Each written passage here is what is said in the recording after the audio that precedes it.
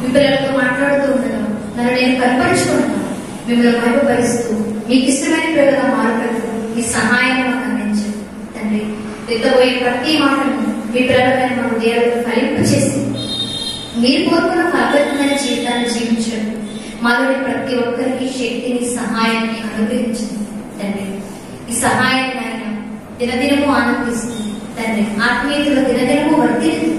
మీ పిల్లలుగా ముందుకు సాగడానికి మీ కృపను మాకు అనుగ్రహించమని కోరుతూ సమస్త మహిమ ఘనత మీకే ఆరాధిస్తుంది. ప్రభు అయిన క్రీస్తు వారి నామములో ఈ ప్రార్థనకు సమర్పిస్తున్నాను. మాకు నాకైతే వచ్చినట్టు అనిపించింది. సరే, మంచిది. దేవుడు మనకిచ్చిన ఈ సమయంలో మరికొన్ని మాటలు మనం నేర్చుకోవడానికి సిద్ధపడదు. ప్రియులారా, గత కొన్ని వారాల క్రితం, కొంతకాలం క్రితం ఒక విషయాన్ని మనం మాట్లాడుకున్నాం. ఏ విషయం అది అంటే, ఈ భూమి మీద ఈ జీవిత యాత్రలో మనం దైనందిన పనులు చేస్తూ ఉంటాం, ఆత్మీయంగా చేసే పనులు కూడా చేస్తూ ఉంటాం. ఇలా ఎన్నో పనులు చేసుకుంటూ మనం ముందుకెళ్ళిపోతాం. ఈ చేస్తున్న ప్రతి పనిలో కూడా మనకు ఒక ఆలోచన ఉంటుంది. దేవుడు నేను చేస్తున్న పనిని సఫలం చేయాలి, దేవుడు నేను చేస్తున్న పనిని జరిగించాలి, దేవుడు నేను చేస్తున్న పనికి లేక నాకు తోడై ఉండాలి అన్న ఒక ఆలోచనతో చేస్తూ ముందుకెళ్ళిపోతుంది. కానీ అలా చేసిన ప్రతి పని కూడా మనకు విజయాన్ని అందించదు. కొన్ని పనులు మాత్రమే జరుగుతాయి, మరికొన్ని పనులు అపజయాలను చూపిస్తాయి. ఏంటి కారణం? నేను ఎన్నో పనులు చేస్తున్నా, కొన్ని మాత్రమే ఎందుకు జరుగుతున్నాయి, కొన్ని ఎందుకు జరగట్లేదు అన్న ప్రశ్న మనం వేసుకున్నప్పుడు మనకు రెండు కారణాలు కనిపించాయి. ఒకటి, నాలో ఏదో లోపం ఉండడం వల్లనే నేను చేస్తున్న పని జరగట్లేదు అన్న కారణం కనిపించింది. రెండు, నేను ఎలా అనుకున్నగా ఓడిపోయిన వాడిగా, ఓటమి రుచి చూసిన వాడిగా ఇలా ఉండిపోవడమే నా దేవుడికి ఇష్టమేమో అన్న కారణం మనకు కనిపించింది. ఈ రెండు మనకు ఒకసారి మాట్లాడుకున్నాం. మొదటిది, నాలో ఏదో లోపం ఉండడం వల్లనే నేను చేస్తున్న పనులు జరగట్లేదు అని మనకు ఎలా తెలుస్తుంది? వాక్యం ద్వారా చూసుకున్నప్పుడు తెలుస్తుంది. నేను ఇలా ఉండిపోవడమే నా దేవుడికి ఇష్టం, ఇలా ఓడిపోయిన వాడిగా ఉండడం నా దేవుడికి ఇష్టం అని ఎప్పుడు తెలుస్తుంది అంటే వాక్యంతో చూసుకున్నప్పుడే తెలుస్తుంది. దానికి ఉదాహరణగా ఒక ఎగ్జాంపుల్ మనం మాట్లాడుకున్నాం. ఏంటది అంటే, శిష్యుల దగ్గరికి ఒక పెద్ద ఆయన తన కుమారుడు తీసుకొచ్చి, అయ్యా నా కుమారుడికి దెయ్యం పడుతుంది, నా కుమారుడికి దెయ్యం పట్టిన ప్రతిసారి నా కుమారుడిని ఎంతో బాధకు గురి చేస్తుంది, నోటి వెంట రక్తం ఒప్పుకుంటూ పడుతూ లేస్తూ మంటల్లో పడుతూ నీళ్ళలో పడుతూ ఎంతో భయంకరమైన పరిస్థితుల్లో నా కుమారుడు ఉన్నాడు, నా కుమారుడిని బాగు చేయమని మీ శిష్యుల దగ్గరకు మేము తీసుకొచ్చాము, కానీ మీ శిష్యులు బాగు చేయలేదయ్యా అని ఒక పెద్ద ఆయన యేసుక్రీస్తు వారితో మాట్లాడతారు. చూద్దాం ఒకసారి సందర్భం. లూకా సువార్త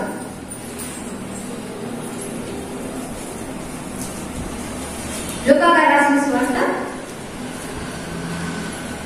9వ అధ్యాయము. ఇప్పుడు బాగుంది నమ్ముచేయండి. లూకా సువార్త 9వ అధ్యాయము 39వ వచనం.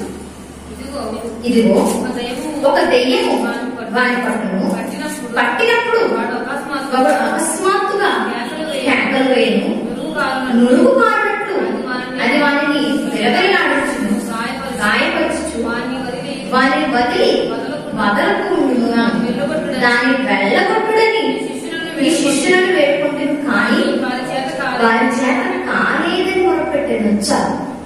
యేసుక్రీస్తు వారిని వెంబడిస్తూ శిష్యులుగా ట్రైనింగ్ తీసుకుంటున్న వారి శిష్యులు వీరి దగ్గరకు తీసుకొస్తే అప్పటికే యేసుక్రీస్తు వారు వీరికి ఎన్నో వరాలు ఇచ్చేశారు. అయినా ఈ దెయ్యాన్ని బదిలించే ఒక్క పని మాత్రం వీళ్ళు చేయలేకపోయారు.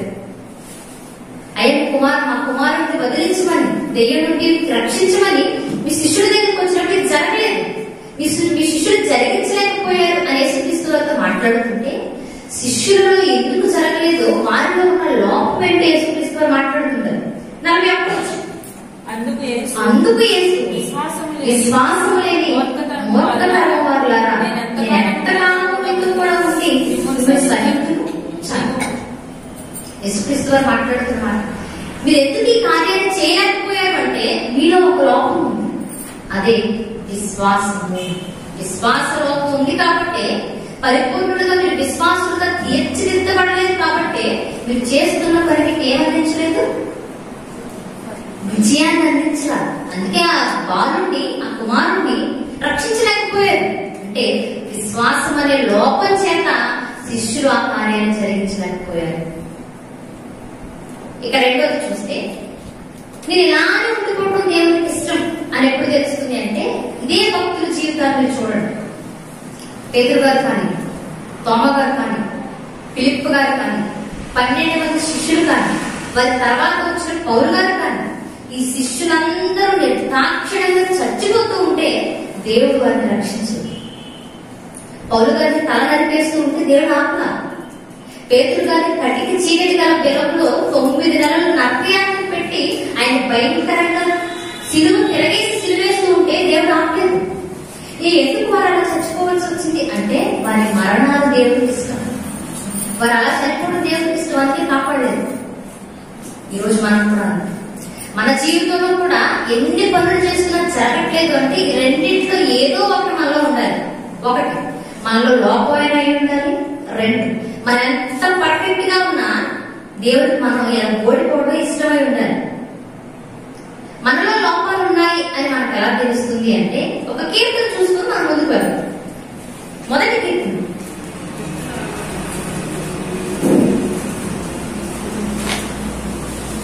కీర్తన, మొదటి వచనం నుండి 3వ వచనం వరకు. దుష్టుల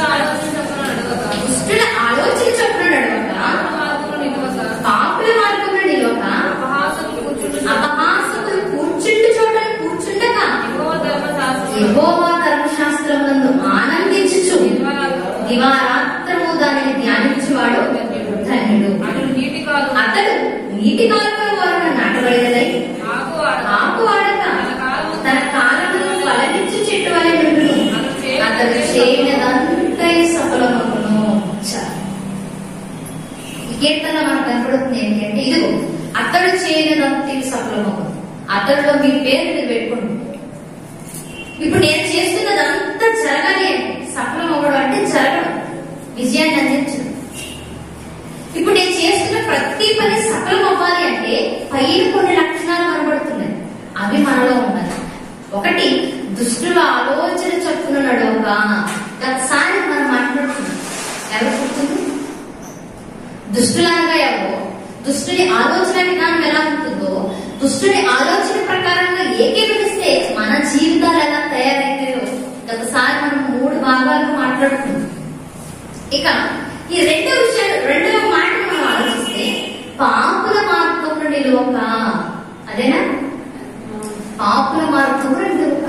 నువ్వు చేస్తున్న ప్రతి పని సఫలం అవ్వాలి అంటే పాపుల మార్గంలో నువ్వు నిలబడకు అని భక్తులు మనకు నేర్పుతున్నారు. పాపుల మార్గము, ఈ 2 మాటలు మీరు ఒకసారి ఆలోచించు. మన వాడి భాషలో కూడా మార్గము అన్న పదాన్ని చాలాసార్లు వాడతాం. పూర్వం ఎలా ఉండేదంటే, ఏదైనా కొత్త ప్రాంతానికి వెళ్ళాలి అన్నా, తెలియని ఊరు వెళ్ళాలి అన్నా ఎలా వెళ్ళేవారు? అక్కడక్కడ ఆగి, బాబు మీ ప్రాంతం వెళ్ళాలి, మేము ఊరు చేరుకోవాలి, ఈ మార్గం గుండా వెళ్తే మేము వెళ్ళిపోగలమా? ఈ మార్గం బాగుంటుందా వెళ్ళడానికి? బయట వెళ్తా, కారు వెళ్తా, పోయి ఈ మార్గం కాకుండా ఇంకో మార్గం ఏదైనా ఉందా అని అడిగి వెళ్ళేవాడు. ఇప్పుడంటే గూగుల్ వచ్చింది రండి, అప్పుడే అన్నాను. అలా అడిగి వెళుతూ ఉండేవారు. ఇది మన వాడి భాషలో మనకు తెలిసిన మార్గం. కానీ దేవుడు మాట్లాడుతుంది ఈ మార్గం గురించి కాదు, మనకు తెలిసిన మార్గం గురించి కాదు, పాపుల మార్గం. అంటే పాపులు అన్నవారికి, పాపాత్ములకి ప్రత్యేకంగా ఒక మార్గం ఉంది అని భక్తుడు చెప్పగానే చెప్తున్నాడు. పాపులకి ఒక మార్గం ఉంటుంది. వారి మార్గాన్ని గురించి మనం ఆలోచించడానికి ముందు అసలు పాపులు ఎవరో ఆలోచించారు. ఎవరంటే మీరు పాపులా అంటే ఎవరైనా అవునండి అంటారా? కొన్ని పాపులు ఎక్కడ ఉంటారండి అంటే పలానా వీధిలో ఉంటారండి అంటారా? అంటే ఒప్పుకోరు అనేవాడు. పాపులు ఎవరు అంటే మనకు బైబిల్ ఒక చక్కని వివరణ ఇచ్చింది. పరిశుద్ధుడిగా పుట్టిన బిడ్డ శిశువు పాపుడుగా పాపాత్ముడుగా పాపిగా ఎలా మారిపోతూ ఉన్నాడు అంటే ఆ జీవితంలో ఏదో జరుగుతుంది. ఎవరు పాపులు అంటే ఎవరు పాపులు? పాపము చేసే ప్రతివాడు పాపే. ఎవరైతే పాపం చేస్తారో వారు పాపులు. పాపం చేసి పాపులు అయిపోతున్నారు. ఇంతకీ పాపం అంటే ఏంటి? అందరికీ తెలిసిన వచ్చింది. ఇంకా చెప్పాలి అంటే క్రైస్తవ్యులు చాలా మంది దాదాపు వెంటనే నాలుగు మీద నాట్యం చేసే ఫ్రెండ్స్. చూద్దాం ఒకసారి. యోహాను గారు రాసిన మొదటి పత్రిక, యోహాను గారు రాసిన మొదటి పత్రిక 3వ అధ్యాయం 4వ వచనం. పాపము చేయి ప్రతివాడు ఆజ్ఞను అతిక్రమమే పాపం. సరే, తీయకుండా చదువుతున్నారు అంటే ఇది మనకు బాగా వచ్చిన బాగా నేర్చుకున్న వచ్చిన. కానీ ఒకసారి ఆలోచన, పాపుల మార్గంలో ఎవరుంటారయ్యా అంటే పాపులు ఉంటారు. ఒక మనిషి పాపిగా ఎలా మారుతున్నాడు అంటే పాపం చేసి పాపిగా మారుతున్నాడు. పాపం అనగా ఏంటి అంటే ఆజ్ఞ అతిక్రమమే పాపం అన్న మాట స్పష్టంగా కనపడుతుంది. ఇప్పుడు ఇది రివర్స్ లో చదవండి. ఆజ్ఞ అతిక్రమించిన ప్రతి వాడు పాపం చేస్తున్నాడు, అతడే పాపి. ఈ పాపాన్ని పెంచుకుంటున్న మార్గమే పాపపు మార్గము. ఇప్పటివరకు క్లియరా? ఇప్పుడు ఆజ్ఞ అతిక్రమమే పాపం, ఈ మాట మనకు చక్కగా కనపడుతుంది. ఆజ్ఞ అతిక్రమం అనగానే వెంటనే మనందరికీ ఏం గుర్తొస్తుంది? కొంతమందికి మోషే గారి ఆజ్ఞలు గుర్తొస్తుంటాయి. నిజంగా ఆజ్ఞ అతిక్రమం అనగానే ఏంటండి అంటే చాలా మంది చెప్పే విషయం ఏంటి తెలుసా? దేవుని నోట నుండి వచ్చిన ప్రతి మాట ఆజ్ఞనండి అని చెప్తారు. నిజంగా దేవుని నోట నుండి వచ్చిన ప్రతి మాట ఆజ్ఞన. ఈరోజు దేవుడు కొంతమంది వ్యక్తులతో లేక భక్తులతో మాట్లాడుతున్న సందర్భాలు కొన్ని చూద్దాం. ఆదికాండం 6వ అధ్యాయం 13వ వచనం. దేవుడు నోవాహుతో, ఆదికాండం 6వ అధ్యాయం 13వ వచనం. దేవుడు నోవాహుతో దేవుడు నోవహు గారితో మాట్లాడుతున్నాడు. ఏమని? సమస్త శరీరములుగా భూమి బలాత్కారంతో నిండి ఉన్నది కనుక నా సన్నిధిని వారి అంతము వచ్చి ఉన్నది. ఇదిగో వారిని భూమితో కూడా నాశనం చేయుదును. చితిసారపు కారుతో నీ కొరకు ఓడను చేసుకుని అరవపెట్టి ఆ ఓడను చేసి లోపటను వెలుపటను దానికి నీరు పూయవలను.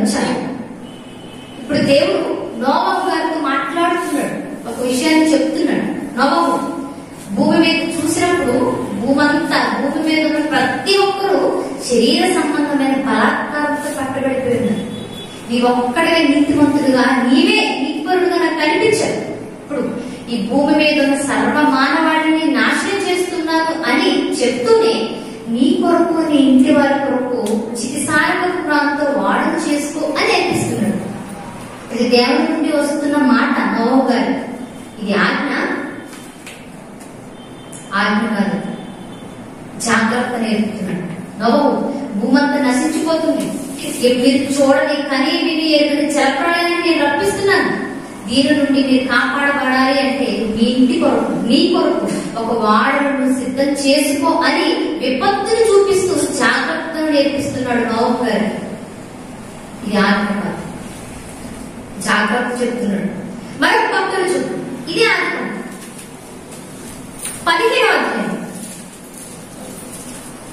15వ అధ్యాయం మొదటి వచనం నుంచి మనం చూస్తే ఏది జరిగిన తర్వాత సందర్భం ఆలోచన. అబ్రహాము గారు నేను ఎంతో ఆస్తిని సంపాదించుకున్నాను, ఎంత ఆస్తి ఉంటే నాకేంటి, నా ఆస్తిని అనుభవించడానికి నాకు వారసుడు లేడు అని బాధపడుతూ తన పనివారిలో ఉన్నటువంటి ఎలియాజరును స్వీకరించి తన కుమారుడిగా ఆస్తికర్తగా నిర్ణయించుకోవాలన్న ఆలోచన చేస్తున్నప్పుడు దేవుని వాక్యము లేక దేవుని మాట అబ్రహాము గారితో మాట్లాడుతుంది. ఏమని? 4వ వచనం. ఇది జరిగిన కను 4వ వచనం. యెహోవా వాక్యము అతని వద్దకు వచ్చి ఇతడు నీకు వారసుడు కాడు, నీ గర్భవాసము పుట్టబోచున్నవాడు నీకు వారసుడని చెప్పెను. మరియు ఆయన వెలుపలికి అతను తీసుకొని వచ్చి నీవు ఆకాశం వైపు తేరి చూచి నక్షత్రములను లెక్కించటకు నీ చేతనైతే లెక్కించమని చెప్పి నీ సంతానము అలాగునని చెప్పెను.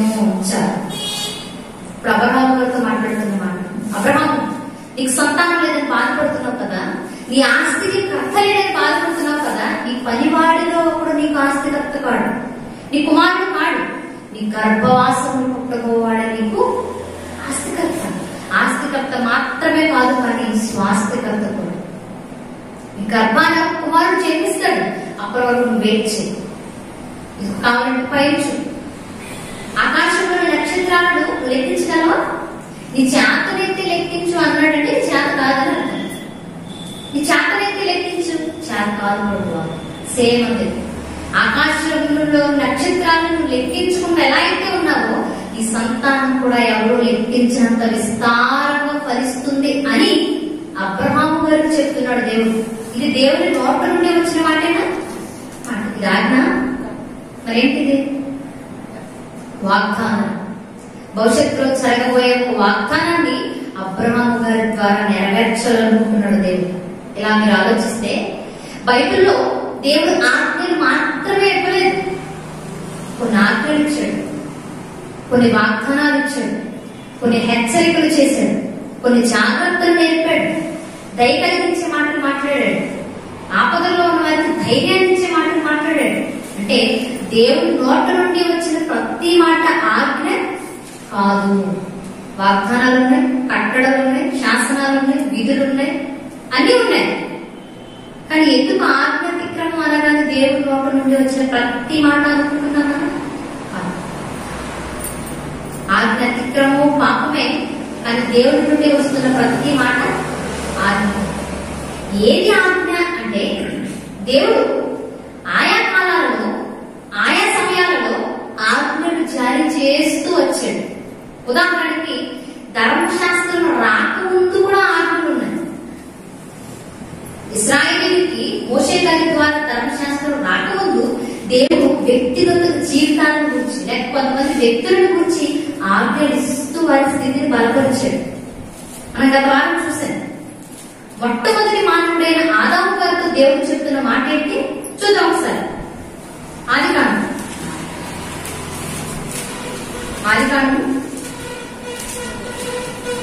2వ అధ్యాయం 17వ వచనం. అయితే మంచి చెట్లు తెలియవచ్చు వృక్ష ఫలములను తినకూడదు, నీవు వాటిని తినదీరున నిశ్చయముగా చచ్చెదవని నరునికి ఆజ్ఞాపించను. ఒక వ్యక్తికి లేక ఆదాము గారికి దేవుడు ఏమిస్తున్నాడు? ఆజ్ఞ. ఆదాము, ఇది తినకు, ఇది తింటే నువ్వు ఖచ్చితంగా చనిపోతావు అన్న ఆజ్ఞను ఆదాము ఇస్తున్నాడు. బాధ్యతలు ఇచ్చిన అదే దేవుడు ఆజ్ఞను కూడా జారీ చేసింది. ఇదే ఆజ్ఞ హవ్వకు కూడా వర్తిస్తున్న ఆజ్ఞ, ఇరువురు భార్య భర్తలకి ఇచ్చిన ఆజ్ఞ. ఇది అబ్రహాము గారికి దేవుడు ఇస్తున్నారు. అంటే వ్యక్తుల జీవితాలు పడిపోకుండా ఉండడానికి, వ్యక్తుల ఆత్మీయతల నుండి స్థిరపడిపోయి ఉండడానికి దేవుడు వ్యక్తులకు ఆజ్ఞలు ఇస్తూ వచ్చాడు ధర్మశాస్త్రం రాకముందు. ఇంకొక విషయాన్ని కూడా చూద్దాం. నిర్గమకాండం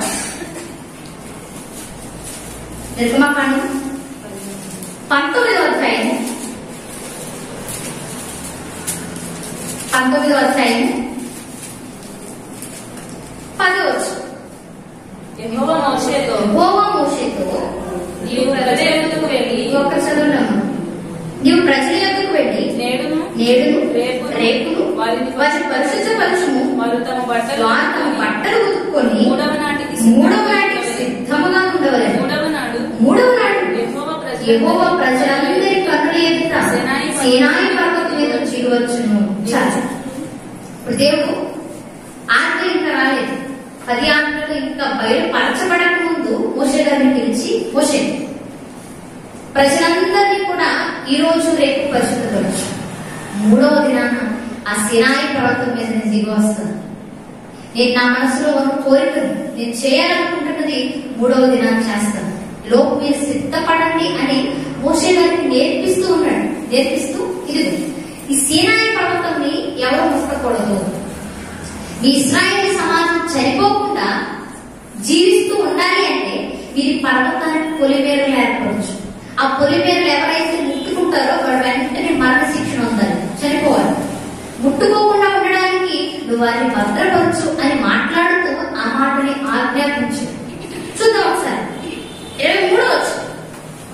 మోషే యెహోవాతో ప్రజలు సినాయి పర్వతం ఎక్కలేదు. నీవు పర్వతములకు మేరలు ఏర్పరిచి దాన్ని పరిశుద్ధపరచవలని మాకు ఖండితముగా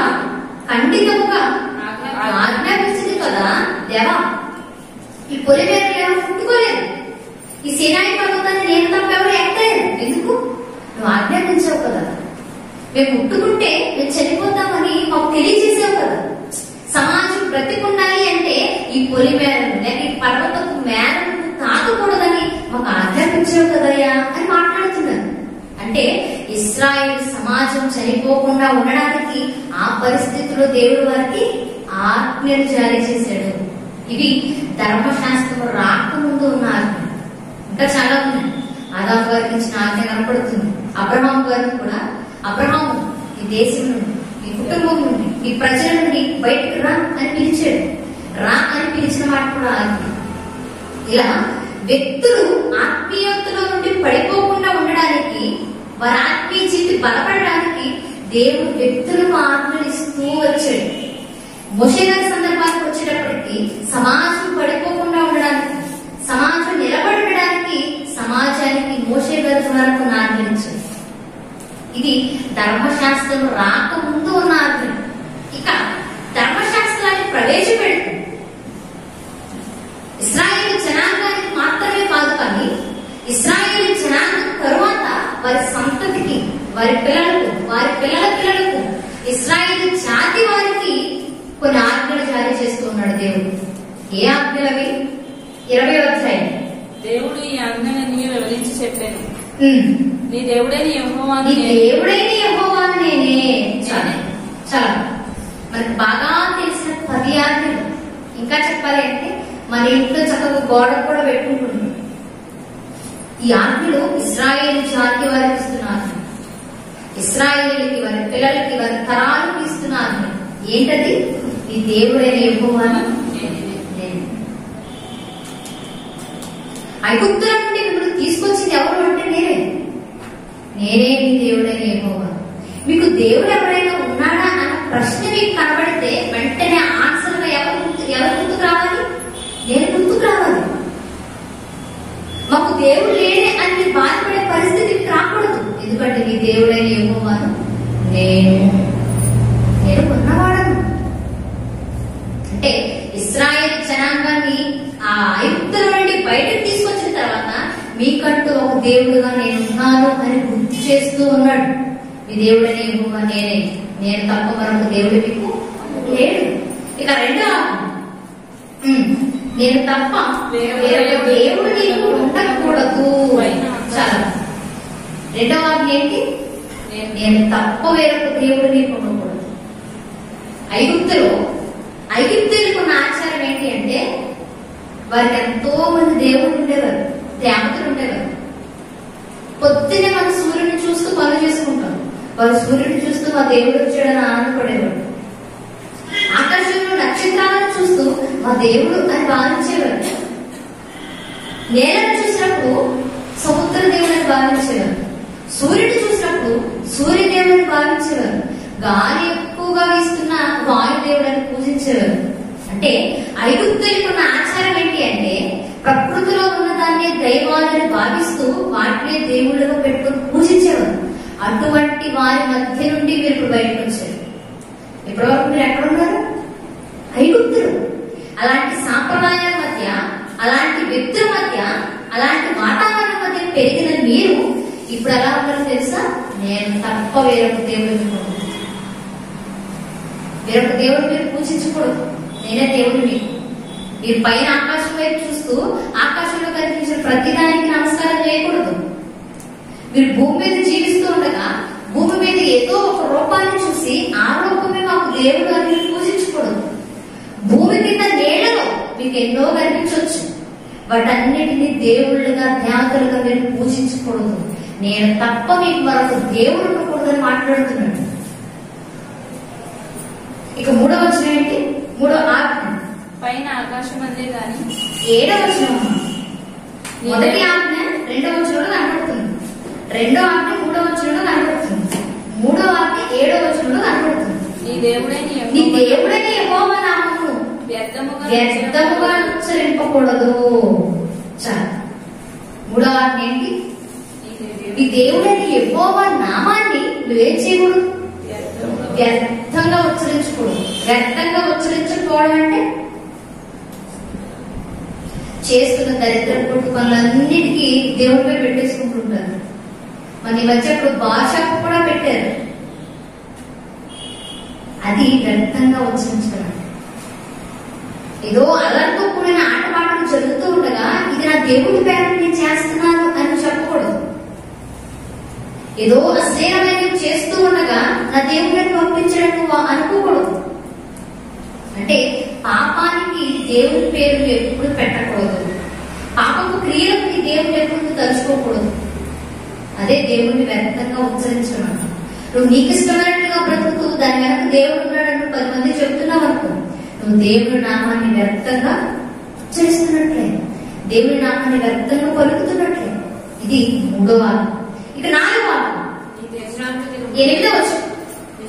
విశ్రాంతి దినమును పరిశుద్ధముగా ఆచరించుటకు జ్ఞాపకం ఉంచుకొను. 6 దినములను కష్టపడి నీ పని అంతా చేయవలను. 7వ దినము నీ దేవుడైన యెహోవాకు విశ్రాంతి దినము. దానిలో నీవైనను నీ కుమారుడైనను నీ కుమార్తె అయినను నీ దాసుడైనను నీ దాసి అయినను నీ పశువైనను నీ ఇండ్లలో ఉన్న పరదేశి అయినను ఏ పని చేయకూడదు. 6 దినములలో యెహోవా ఆకాశమును భూమియు సముద్రమును వాటిలో సమస్తమును సృజించి 7వ దినమున విశ్రమించెను. అందుచేత యెహోవా విశ్రాంతి దినమును ఆశీర్వదించి దానిని పరిశుద్ధపరచుచారు. 4వ ఆజ్ఞ ఏంటి? విశ్రాంతి దినాన్ని పరిశుద్ధంగా ఆచరించడానికి జ్ఞాపకం ఉంచుకో. మీ దేవుడు 6 దినాలు సృష్టిని చేసి 7వ దినమున ఎలా అయితే విశ్రాంతి తీసుకున్నాడో మీరు కూడా 6 దినాలు కష్టపడి పనిచేయండి.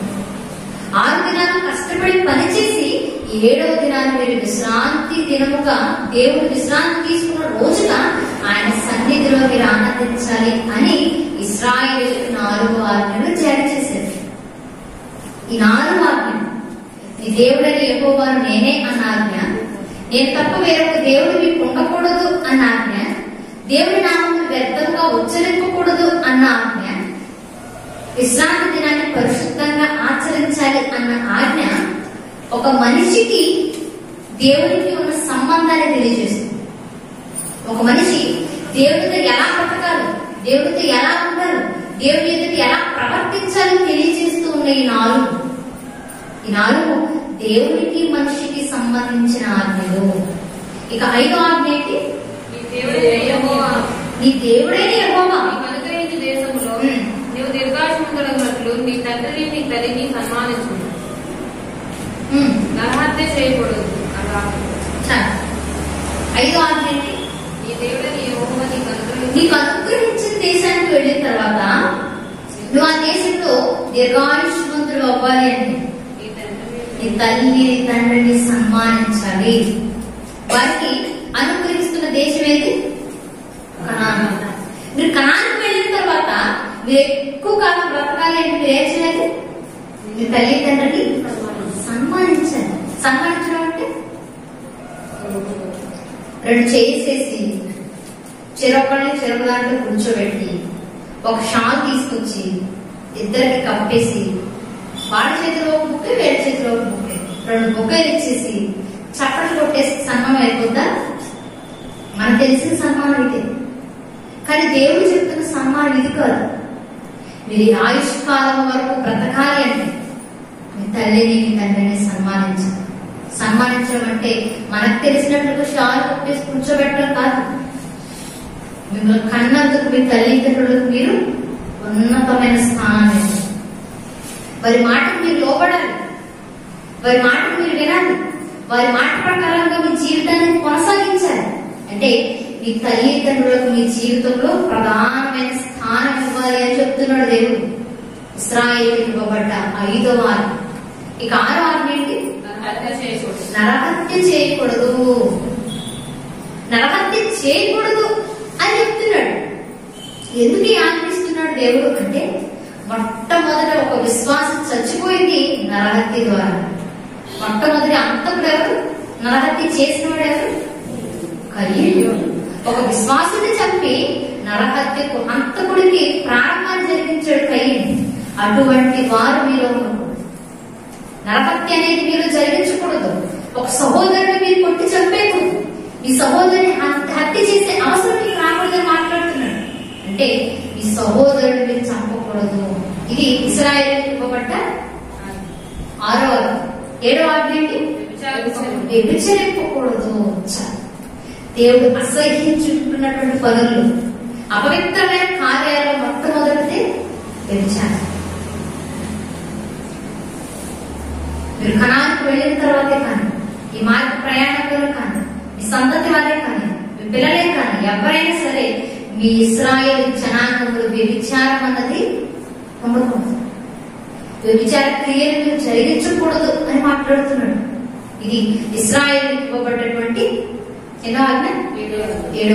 8వ ఆజ్ఞ దొంగిలింపకూడదు. దొంగతనం చేయకూడదు. దొంగతనం ఎక్కడ చేస్తాం మనం? మన దగ్గర లేకుండా పక్కన వాళ్ళ దగ్గర ఉంటే చేస్తాం. అది కూడా చేయకూడదు. ఈ సహోదరుని వేరు తీసుకోకూడదు. దొంగతనం చేయకూడదు అన్న చిన్న మాట కూడా చెప్పించుకుంటున్నారంటే ఇశ్రాయేలు ఎంత భయంకరమైన పరిస్థితుల్లో బ్రతుకుతున్నారో ఆలోచించండి. దొంగతనం చేయకూడదు. మీ సహోదరుడు లేదు, మీ సహోదరుడికి తెలియకుండా ఏది తీసుకోకూడదు, మీ సహోదరుడు ఏది మీ దగ్గర ఉండకూడదు అని మాట్లాడుతున్నాడు. దొంగతనం చేయకూడదు. 9వ నీ పొరుగువాడి మీద అబద్ధ సాక్ష్యము పలకవద్దు.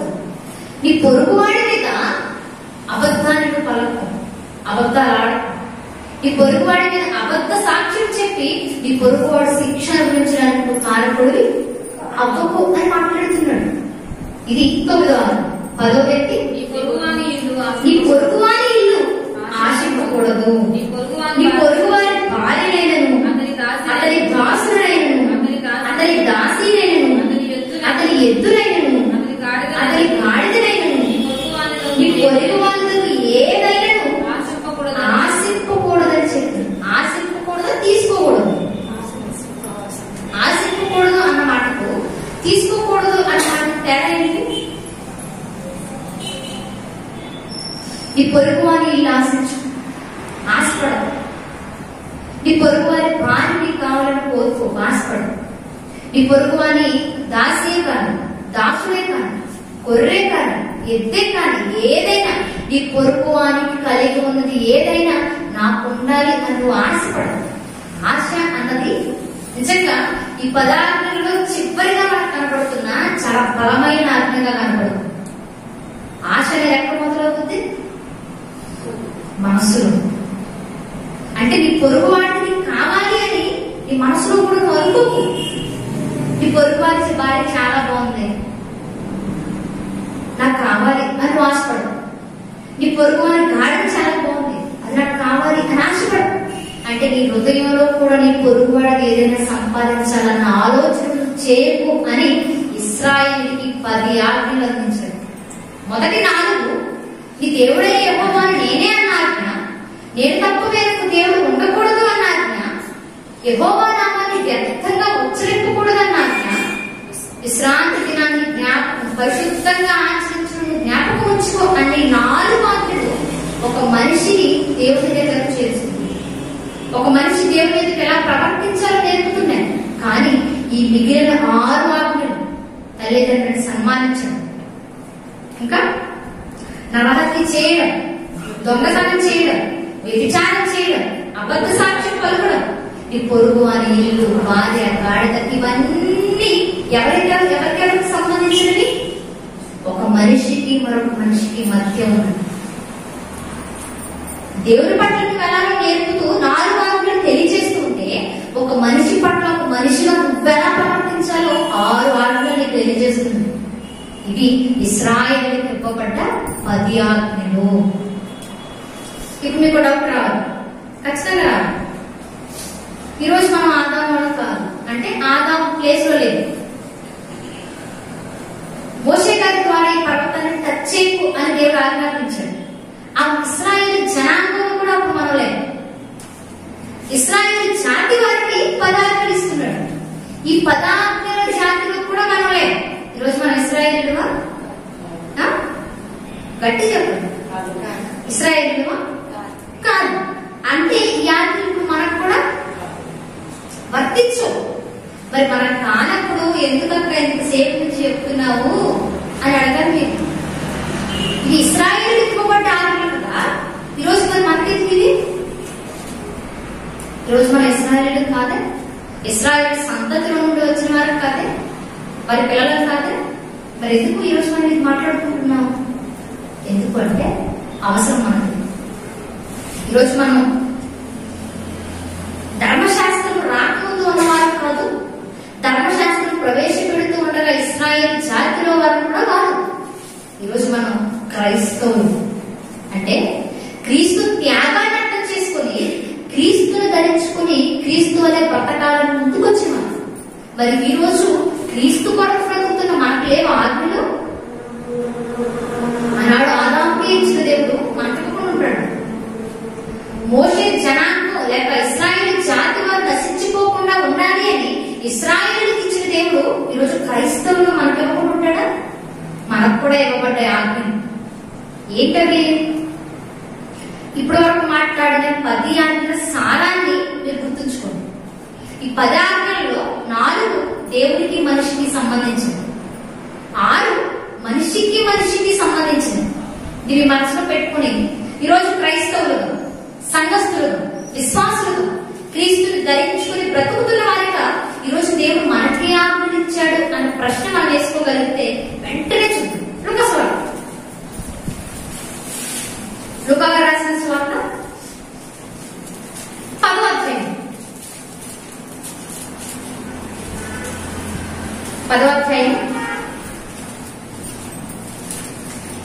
27వ సందర్భం ఏంటి అంటే, ఒక ధర్మశాస్త్ర ఉపదేశకుడు, అంటే మన భాషలో చెప్పాలంటే ఒక లాయర్, ధర్మశాస్త్రాన్ని అంటే దేవుడి చట్టాన్ని చదువుతూ ధర్మశాస్త్రాన్ని నేర్చుకుంటూ ధర్మశాస్త్రంపై పట్టు సాధించిన ఒక వ్యక్తి యేసుక్రీస్తు వారి దగ్గర గురించి మాట్లాడుతుంది. ఏమని చూద్దాం. అతడు నీ దేవుడైన ప్రభువును 26 నుంచి చూద్దాం. అందుకు ఆయన ధర్మశాస్త్రం మంది ఏమి రాయబడి ఉన్నది, నీవేమి చదువుతున్నావని అతని అడుగుగా యేసుక్రీస్తు వారు ఆ ధర్మశాస్త్ర ఉపదేశకుడు ఆ లాయర్ అడుగుతున్నాడు, ధర్మశాస్త్రం నీకేం నేర్పించింది? ధర్మశాస్త్రంలో నువ్వేం చదువుతున్నావు?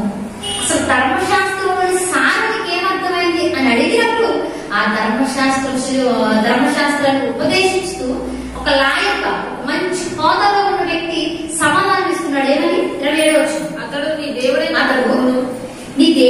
ప్రభువును నీ పూర్ణ హృదయంతో, నీ పూర్ణ మనసుతో, నీ పూర్ణ శక్తితో, నీ పూర్ణ వివేకముతో ప్రేమింపవలనని, అందువలే నీ పొరుగువాన్ని ప్రేమించవలనని రాయబడి ఉన్నదని చెప్పాను.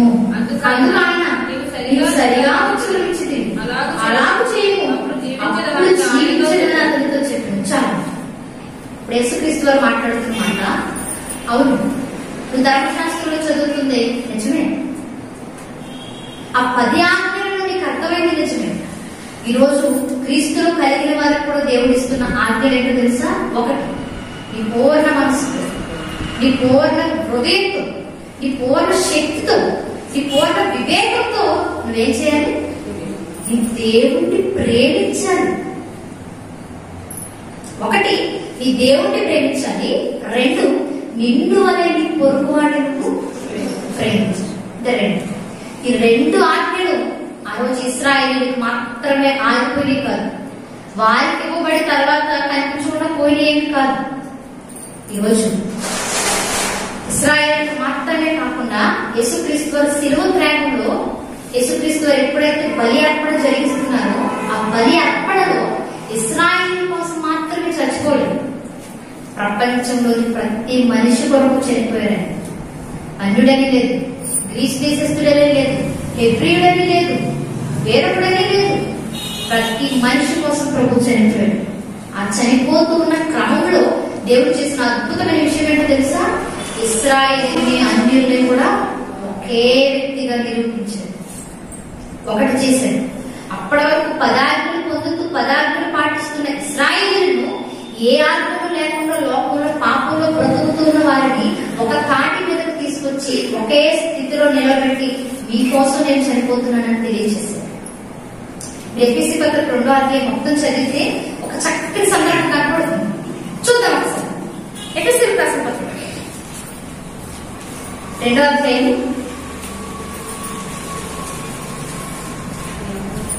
ఎఫెసీయులకు రాసిన పత్రిక 2వ అధ్యాయం 12వ వచనం. ఆ కాలమందు 11 నుంచి చూద్దాం. కాబట్టి మునుపు శరీర విషయంలో అన్యజనులైంది శరీరమందు చేతితో చేయబడిన సున్నతి గలవారు కనబడి వారి చేత సున్నతి లేని వారు అనబడిన మీరు అనగా అన్యుడు. ఎప్పుడో శరీర ప్రకారంగా అన్యుడు. ఇశ్రాయేలీయులు అంటే ఏంటంటే సున్నతి చేయించుకున్న వారందరూ ఇశ్రాయేలీయులకు వర్తించారు. సున్నతి లేని వారందరూ కూడా అన్యుడు. అంటే ఇశ్రాయేలుకి అన్యుడికి మధ్య తేడా ఏంటంటే సున్నతి గుర్తు. సున్నతి చేయించుకున్న ప్రతి వాడు దేవుడి తరపు వ్యక్తి అన్న ఆలోచన ఇశ్రాయేలుకు ఉండేది. ఇప్పుడు సున్నతి కలిగిన ఇశ్రాయేలీయులను సున్నతి లేని అన్యులను ఏం చేస్తున్నాడు దేవుడు? 14 వచ్చు అయినను మునుపు దూరస్తులై వీరు క్రీస్తు రక్తము వలన సమీపస్తులై ఉన్నారు. యేసు క్రీస్తు వారు మరణిస్తూ ఆయన రక్తాన్ని పారుస్తున్న క్రమంలో ఇటు అన్యులని ఇటు ఇశ్రాయేలుని సమీపస్తులుగా చేస్తున్నాడు. అంటే దగ్గర వరకు చేర్చుకుంటున్నాడు. అప్పటి వరకు ఇశ్రాయేలుకే, కానీ శిలువ త్యాగంలో అన్యులు కూడా చేరదీశాడు. ఇప్పుడు ఇశ్రాయేలు దేవునికి ఎంతో, అన్యులు కూడా అంతే. ఇప్పుడు అన్యులని ఇశ్రాయేలుని దగ్గరకు సమీపస్తులుగా చేయమంటే దగ్గర చేస్తూ ఆయన మన సమాధానమై ఉండి నీకును మాకును ఉండిన వేషము అనగా విధి రూపకమైన ఆజ్ఞలు గల ధర్మశాస్త్రము తన శరీరము కొట్టి చేయడం చేత మధ్య గోడలు పడగొట్టి మన యువకులను ఏకం చేసెను. ఇశ్రాయేలుని అన్యులను దగ్గర తీసుకొచ్చి ఒక్కటి చేస్తున్నాడు. ఎలా? ఈయన మరణిస్తూ ఇశ్రాయేలుకి ఇవ్వబడ్డ 10 ఆజ్ఞలను నెరవేర్చి కొట్టేశాడు. ఇప్పుడు వారికంటూ ఏ ఆజ్ఞలు లేదు, వీరికంటూ ఏ ఆజ్ఞలు లేదు. వీరందరికీ ఇటు అన్యులకు ఇటు ఇశ్రాయేలుకి దేవుడు ఇస్తున్న ఆజ్ఞలు రెండే. ఒకటి, నిన్ను ఎంత ప్రేమించుకుంటున్నావో నీ సహోదరుని కూడా అంతే ప్రేమించు. వీటికంటే ముందుగా నీ దేవుడిని ప్రేమించు అని ఈ 2 ఆజ్ఞలు ఇస్తున్నాడు. ఈ 2 ఆజ్ఞలు ఎవరెవరికి మాట్లాడండి. ఎవరికి? భూమి మీద ఉన్న ప్రతి మనిషికి. ఇంకా చెప్పాలి అంటే ఈరోజు క్రీస్తుని ధరించుకొని క్రైస్తవులు అని చెప్పుకుంటున్న ప్రతి ఒక్కరికి ఇవ్వబడ్డ ఆజ్ఞలు ఏంటి? ఒకటి, నీ దేవుని ప్రేమించుట. 2, నీ సహోదరులను ప్రేమించు. ఇవి 2 ఆజ్ఞలు ఈరోజు మనం మీరితే పాపం. మనం మాట్లాడుకున్న విషయం ఏంటి? పాపులు అనగా ఎవరు? ఆదాముకి ఇవ్వబడ్డ ఆజ్ఞను అతిక్రమించి ఆదాము పాపిగా మారిపోయాడు. ఇశ్రాయేలు వారికి ఇవ్వబడ్డ ఆజ్ఞను మర్చిపోయి వారికి నచ్చినట్టుగా బ్రతికి ఆజ్ఞను అతిక్రమించి వారు పాపాత్ములుగా కనాను యాత్రలోనే నేల రాలిపోయారు. యెహోషువ కాలేజే ఆ జనరేషన్ లో కనాన్ దేశానికి వెళ్ళింది. మిగతా పిల్లలు వాళ్ళ ఇశ్రాయేలు పిల్లలు వెళ్తారు తప్ప ఆ ఆజ్ఞలు ఇస్తూ ఉండదు చూసిన వాళ్ళు ఎవరు వెళ్ళరు. అంటే ఈ ఆజ్ఞలు అతిక్రమించి కనాన్ యాత్రలోనే చెప్పేవాళ్ళు. అది వారికి పాపం. ఈ రోజు మనకి ఇవ్వబడ్డ ఈ ఆజ్ఞలు కూడా మనం మీరితే అతిక్రమిస్తే మనెవరు? గట్టిగా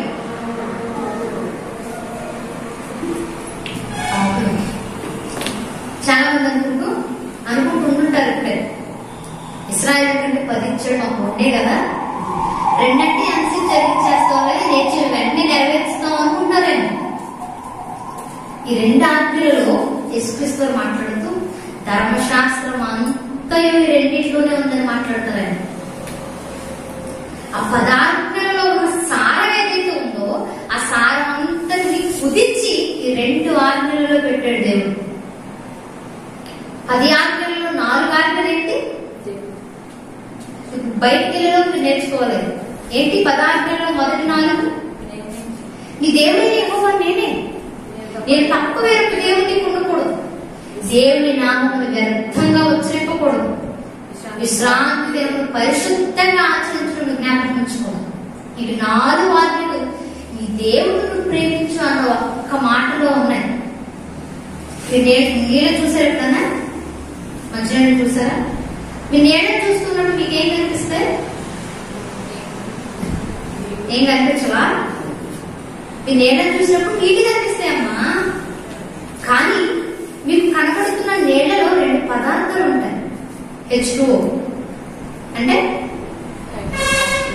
2 హైడ్రోజన్లు, 1 ఆక్సిజన్. నీళ్ళ చూడగానే కనబడుతున్నాయా? 2 హైడ్రోజన్లు మీరు ఎప్పుడైనా చూసారా? 1 ఆక్సిజన్ మీరు ఎప్పుడైనా చూసారా నీళ్ళలో? కానీ మీరు తాగుతున్న నీళ్ళలో ఈ 2 ఉన్నాయి. అలానే నిన్ను నీ దేవుడిని ప్రేమించు అన్న మాటలో నీ దేవుడని యెహోవా ఒక్కడే నీకు దేవుడు అన్న ఆజ్ఞ. నేను తప్ప వేరే దేవుడు నీకు ఉండకూడదు అని వారికి ఇచ్చిన ఆజ్ఞ ఇందులో ఉంది. నీ దేవుడి నామాన్ని వ్యక్తంగా ఉచ్చరించకూడదు అన్న మాట నీ దేవుడు ప్రేమించన్న మాటలో ఉంది. ఇక విశ్రాంతి దినాన్ని గురించి ఆలోచిస్తే విశ్రాంతి దినం అనేది కొట్టివేయబడింది. ఎందుకంటే విశ్రాంతి దినం భవిష్యత్తులో రాబోయే యేసుక్రీస్తు వారికి ఛాయగా ఇశ్రాయేలుకు ఇచ్చాడు దేవుడు. ఇప్పుడు మనం ఛాయలో లేదు, అంటే నీడలో లేదు, యేసుక్రీస్తు వారిని పొందుకున్నాం. ఇప్పుడు యేసుక్రీస్తు వారిని పొందుకున్న తర్వాత విశ్రాంతి దినంలో మనకు పని లేదు. తర్వాత మాట్లాడుకుందాం మన విషయాన్ని. ఇక విశ్రాంతి దినం మనకు అవసరం లేదు. ఆ రోజు విశ్రాంతి దినం 7వ రోజు మాత్రమే పరిశుద్ధంగా కూర్చొని ఆచరించేవాడు. కానీ ఇప్పుడు క్రీస్తు వచ్చిన తర్వాత ఇక శనివారం అనేది లేదు, ఆదివారం అనేది లేదు, అసలు ఏ వారం లేదు. భక్తులు అంటాడు మనము ఆయన వారము అంటే మనం ఆయన సొత్తిక పలానా రోజు పలానా టైం అన్న దాఖలా లేదు. అంటే ఈ దేవుడిని ప్రేమించు అన్న మాటలో ఇశ్రాయేలుకి ఇవ్వబడ్డ 10 ఆజ్ఞలు మొదటి 4 ఆజ్ఞలు ఇమిడిపోయి ఉన్నాయి. ఇప్పుడు నీ దేవుడిని ప్రేమిస్తున్నాను అని చెప్పాలి అంటే ఏం చేయాలి? నీ దేవుడిని ప్రేమించడం. ఎలా ప్రేమిస్తుంది నీ దేవుడిని? కొంతమందికి ఉండే అలవాటు ఏంటి తెలుసా? కనిపించిన వారికి కూడా బ్రదర్ నాకు దేవుడు అంటే చాలా ఇష్టం అండి, సిస్టర్ నాకు దేవుడు అంటే చాలా ఇష్టం అండి అని అడగకపోయి చెప్పేస్తుంటాం. అలా చెప్పినంత మాత్రాన నువ్వు ప్రేమిస్తున్నట్లా? మరికొంతమందికి ఒక అలవాటు ఉంటుంది. మన సహోదరులు కోడ్ రాస్తారు, ఒకే పేరు కోటి సార్లు రాసుకుంటూ వెళ్ళిపోతారు. అదేదో కోట్ అంటారు. ఇప్పుడు 1 సార్లు రాసుకుంటే వెళ్ళిపోతారు. ఇదే అలవాటు క్రైస్తవులు కూడా వచ్చింది. జీసస్ అని 1 సార్లు రాసుకుంటూ వెళ్ళిపోయే పిల్లలు ఉన్నారు. ఆమె అన్న పదాన్ని 1 సార్లు రాసుకుంటూ పుస్తకాలు నింపేసిన వాడు ఉన్నారు. దేవుడికి స్తోత్రం అన్న పదం రాసి పుస్తకాలు నింపేసిన వాడు చాలా మంది ఉన్నారు. దేవుడికి స్తోత్రం అని, ఆమెనని, జీసస్ అని, గాడ్ అని నువ్వు పేజీలు రాయటం వల్ల నువ్వు దేవుడు ప్రేమిస్తున్నట్లా? మరి కొంతమంది అయితే పెట్టుకునే ఉంగరం మీద ఏముంటుంది? సిలువ గుర్తుంటుంది. రేపు చూడలేదా? ఉంగరాల మీద సిలువ గుర్తుంటుంది. వారు నడిపిస్తున్నటువంటి బైక్స్ మీద సిలువ దేవుడికి సంబంధించిన మాటలు పండిన చక్కగా రాస్తారు. యెహోవా నా కాపరి, ఇంకా దేవునికి స్తోత్రము, ఇలాంటి పదాలు వాహనాల మీద రాస్తారు. ఇంకా చెప్పాలి అంటే ఇంటి మీద కూడా రాస్తారు. ఈ ఇంటికి అధిపతి క్రీస్తే. ఈ ఇంటికి అధిపతి ఎవరు? యెహోవా. ఇలా బండ్ల మీద, ఉంగరాల మీద, షర్ట్ల మీద, ఇంటి గోడల మీద ఇలా రాసుకున్నంత మాత్రాన నువ్వు దేవుడు ప్రేమిస్తున్నట్లా? ఏంటి దేవుడిని ప్రేమించడం అంటే? చూద్దాం. యోహాను గారు రాసిన పత్రిక, మొదటి పత్రిక 5వ అధ్యాయం 3వ వచనం. మనం ఆయన ఆజ్ఞను గైకొనుట. 5వ అధ్యాయం 3వ వచనం. మనం ఆయన ఆజ్ఞలను గైకొనుటే దేవుని ప్రేమించుట. ఆయన ఆజ్ఞలు భారమైనవి కావు. దేవుడిని ప్రేమించడం అంటే ఏంటట? మనము దేవుడిని ప్రేమిస్తున్నానండి అని కల్పించిన వాళ్ళకి చెప్పడం కాదు ప్రేమ అంటే. ఆయన ఆజ్ఞలను ప్రేమన్నారు. ఆయన ఆజ్ఞల ప్రకారం నువ్వు బ్రతుకుతుంటే, ఆయన ఆజ్ఞలను నెరవేరుస్తుంటే, దేవుడు ఇచ్చిన ఆజ్ఞల ప్రకారంగా నీ జీవితం కల్పిస్తుంటే నీ ఎదుటివాడు నీకు చెప్పాలి, బ్రదర్ మీరేంటి లోకస్తులతో కలవరు, మీకు దేవుడు అంటే ఇష్టమా, మీరేంటి అన్ని చోట్ల మాతో పాటు రారు, మీ దేవుడు అంటే మీకు ఇష్టమా, ఏంటి మీరు ఈ లోక సంబంధమైన వ్యక్తులతో కలిసి టైం స్పెండ్ చేయరు, మీకు మీ దేవుడు అంటే అంత ఇష్టమా అని అడగాలి. ఏంటి ఎప్పుడు మీరు బైబిల్ చదువుతూనే ఉంటారు, మీకు మీ దేవుడు అంటే అంత ప్రేమ అని అడగాలి ఎదుటివాడు. ఈరోజు అలా అడగట్లేదు. మీరు బొట్టు పెట్టుకునేదాన్ని మీరు క్రిస్టియన్సా? బ్రతుకులు చూసి ఎవరు అడగరు, కానీ బొట్టులు చూసి గాజులు చూసి అడుగుతూ ఉంటారు. మీరు క్రిస్టియన్సా, మీరు హిందువులా, మీరు వాళ్ళ వీళ్ళ అంటే క్రైస్తవులు అన్నవాళ్ళు మన బాహ్య వేషంలో చూపిస్తున్నంత బ్రతుకులు లేదనమాట. నిజంగా దేవుడిని ప్రేమిస్తుంటే దేవుడిని తప్పని మనసులో మరొకటి ఊహించుకోలేదు. నిజంగా నువ్వు దేవుడిని ప్రేమిస్తే నీ హృదయంలో దేవుడి తప్ప మరొక ఏ హీరో కూడా ఉండలేడు. నిజంగా నువ్వు దేవుడిని ప్రేమిస్తే వ్యర్థమైన వాడుకో, దేవుడి పేరు వాడుకో. నిజంగా నువ్వు దేవుడిని ప్రేమిస్తే ఫలానా రోజు బైబిల్ చదువుతాను, వారానికి ఒక్కసారి చదువుతాను, రోజు ఒక్క దేవుని చదువుతాను, వంకలు చెప్పలేదు. ప్రేమించడం అంటే ఏంటో తెలుసా? అద్భుతమైన మాటలు, విడిపోయి ఉంటుంది మాట. నేను నా దేవుడిని ప్రేమిస్తున్నాను అంటే నీ బ్రతుకు చెప్పాలి. ఇక నువ్వు మాట్లాడాల్సిన పని లేదు. నేను ప్రేమిస్తున్నానంటే దేవుని నేను 10 మందితో చెప్పుకోవాల్సిన అవసరం లేదు. నీ బ్రతుకు చూస్తూ ఉంటే, నీ ప్రవర్తన చూస్తూ ఉంటే, నీ నడవడిక చూస్తూ ఉంటే, పలానా అమ్మాయికి దేవుడు అంటే చాలా ఇష్టం అండి అని ఎదుటివాడు చెప్పుకోవాలి. పలానా అబ్బాయికి దేవుడు అంటే చాలా ప్రేమ అండి అని ఎదుటివాడు చెప్పుకోవాలి. ఈరోజు మనమే సెల్ఫ్ డబ్బా కొట్టుకుంటూ ఉంటాం. నాకు దేవుడు అంటే ఇష్టం, నాకు దేవుడు అంటే ప్రేమ, నా బండి చూడు, నా రింగు చూడు, మా ఇంటి మీద గోడ చూడు. ఇది కాదు ప్రేమ అంటే. దేవుని ప్రేమించడం అంటే మన బ్రతుకులు కనిపించాలి. రెండోది ఏంటి? నిన్ను వల్లే నీ పొరుగు వాటిని ప్రేమించు. నిన్ను వల్లే నీ పొరుగు వాటిని ప్రేమించు. ఈ అన్న ఒక్క మాటలో ఎన్ని ఆజ్ఞలు ఉన్నాయి చెప్పండి? 6 ఆజ్ఞలు ఉన్నాయి. నీ తల్లిని నీ తండ్రి సన్మానించు అన్న మాటలు, ఈ మాట ఈ ఆజ్ఞలో ఉంది. తల్లిదండ్రులు కూడా పొరుగువారే, వారి గర్భాల నుంచి పుట్టిన. నీ పొరుగువాడిని ప్రేమించు, నీ తల్లిదండ్రుని సన్మానించు. నీ పొరుగువాడిని ప్రేమించు అన్న మాటలో నరహత్య చేయొద్దన్న మాట, నీ పొరుగువాడిని ప్రేమించు అన్న మాటలో వ్యభిచారం చేయొద్దన్న మాట, నీ పొరుగువాడిని ప్రేమించు అన్న మాటలో అబద్ధ సాక్ష్యం పలుకకు, నీ పొరుగువారి భార్యను ఆశించుకు, నీ పొరుగువారి ఇల్లు ఆశించుకు. ఇశ్రాయేలుకి ఏ ఆజ్ఞలైతే దేవుడు ఇచ్చాడో అందులో మనిషికి సంబంధించిన 6 ఆజ్ఞలు ఈ ఒక్క ఆజ్ఞలో ఇమిడిపోయి ఉన్నాయి. నిజంగా నీ పొరుగువాడిని ప్రేమిస్తే నీ పొరుగువాడిని హత్య చేయడం. నీ పొరుగువాడిని ప్రేమిస్తుంటే నీ పొరుగువాడి భార్యను కావాలని కోరుకో. నీ పొరుగువాడంటే నీ ప్రేమ అంటే నీ పొరుగువాడి గాడిని కావాలని కోరుకో. ఎందుకు తెలుసా? నీలాంటి జీవితమే వాడు.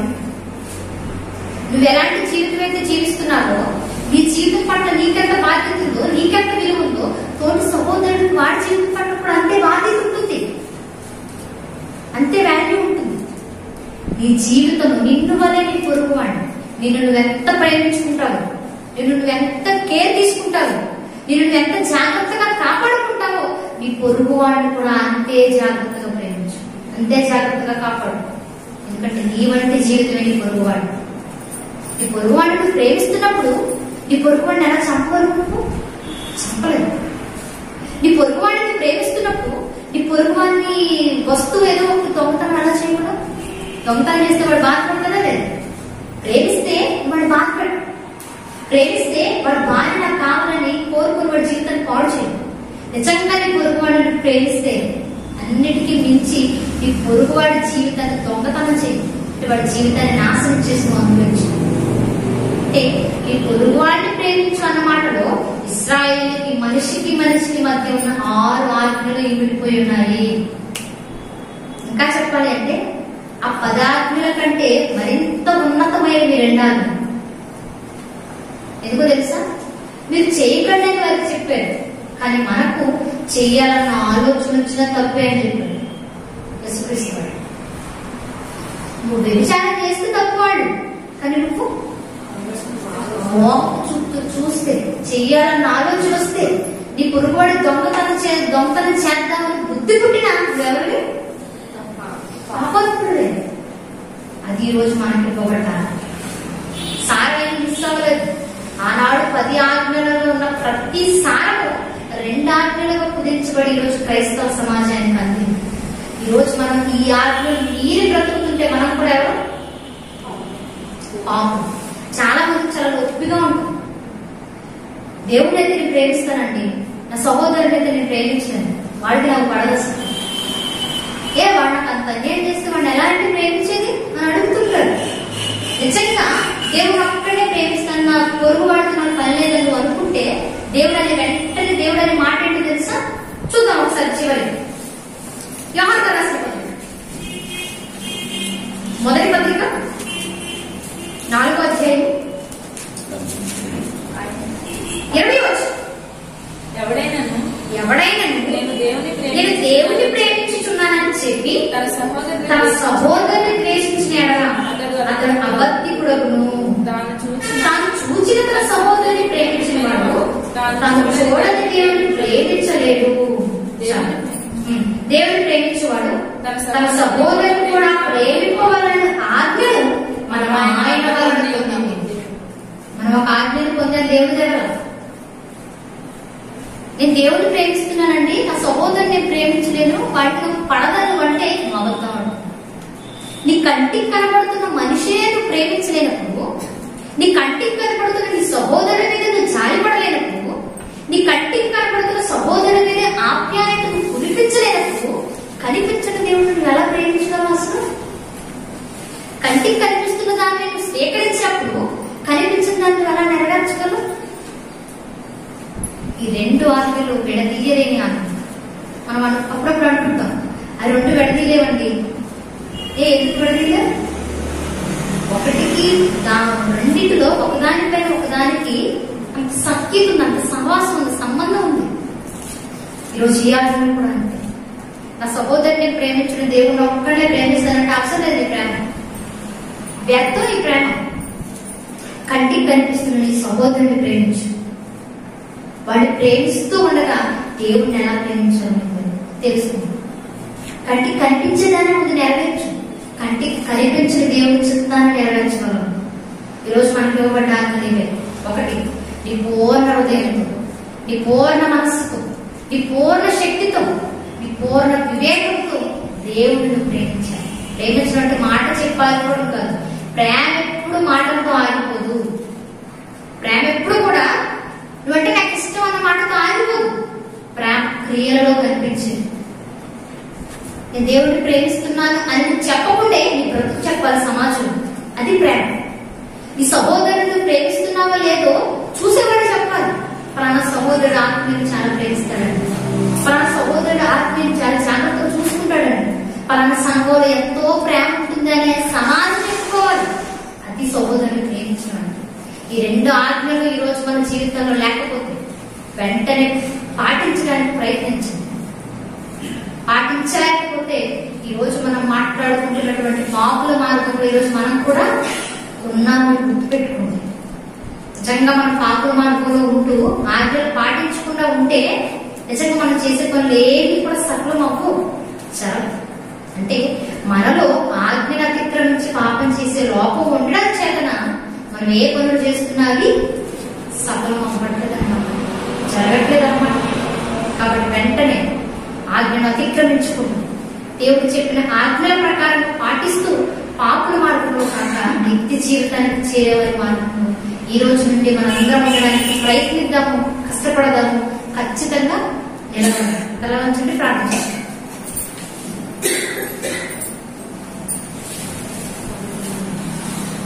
పరిశుద్ధుడు మహాగురు మహోన్నతుడైన తండ్రి, దేవా మీ ఘనమైన నామమును మరి ఒకసారి కృతజ్ఞతాస్తుతులు. నిజమేనండి, ఈ రోజు యావత్ క్రైస్తవ్యానికి మీరు ఒక 2 ఆజ్ఞలు ఇచ్చారని తెలుసుకున్నాను. అంతగా చూస్తే 2 అయినప్పటికీ తండ్రి వాటిలో ఎంతో ఉన్నతమైన సారాన్ని మీరు వింటారు. తండ్రి నిన్ను మేము ప్రేమిస్తున్నాము అని నోటుతో మాత్రమే చెప్పకుండా మా క్రియల ద్వారా, మా ప్రవర్తన ద్వారా అనేక మందికి తెలియజేస్తున్నాం. తండ్రి మా క్రియలతో మిమ్మల్ని మహిమపరిచే గొప్ప ధన్యత మాకు అందించండి. ఇప్పటి వరకు నాయన ఇలాంటి ప్రేమను మేము ప్రేమించలేకపోతే తండ్రి ఇప్పటి నుండైనా మిమ్మల్ని ప్రేమించే మనసును మాకు దయచేయండి. తండ్రి మా కంటికి కనబడుతున్న సహోదరిని మేము ప్రేమించలేని స్థితిలో ఉంటే వారిని ప్రేమించి మంచి హృదయాన్ని మాకు ప్రసాదించండి. తండ్రి కంటికి కనిపిస్తున్న నా సహోదరిని నేను ప్రేమించలేకపోతే తండ్రి మీ పట్ల నేను ప్రేమ చూపించలేను. కాబట్టి మా సహోదరుని ప్రేమించే గొప్ప మనసును మాలోని ప్రతి ఒక్కరికి సహాయంగా అందించండి. తండ్రి మీ కుమారుని త్యాగం ద్వారా ఈ రోజు మా తండ్రి గొప్ప భాగ్యాన్ని బట్టి కృతజ్ఞతలు. తండ్రి ఆజ్ఞలు పాటిస్తూ ఆజ్ఞను అతిక్రమించక పాపాత్మలుగా మిగిలిపోక పరిశుద్ధుల గుంపును మిమ్మల్ని స్తుతిస్తూ మిమ్మల్ని మహిమపరుస్తూ మిమ్మల్ని ఎదుర్కొనే గొప్ప ధన్యత మాకు అందించమని కోరుతూ తనలో వచ్చిన ప్రతి ఒక్క బిడ్డని జ్ఞాపకం చేసుకోమని వేడుకుంటూ సమస్త మహిమ ఘనత మీకే ఆరోపిస్తుంది. ప్రభువైన క్రీస్తు వారి నామమున